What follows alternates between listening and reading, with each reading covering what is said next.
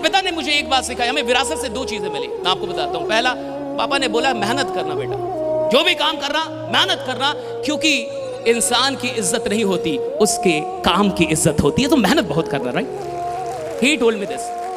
The second thing he taught me that remain honest, ईमानदार रहना, 2 रुपए कमाना ईमानदारी से कमाना, बेईमान मत बनना। सो बी ऑनेस्ट, जो भी काम करना 100% करना, वरना मत करना। और मेरी मां ने मुझे सिखाया रिमेंबर गॉड, ईश्वर को याद करते रहना। और मैं आपसे कहता हूं कि जहां दुनिया की कोई चीज काम नहीं आती, वहां खुदा काम आ जाता है। राइट, वहां ईश्वर काम आ जाता है।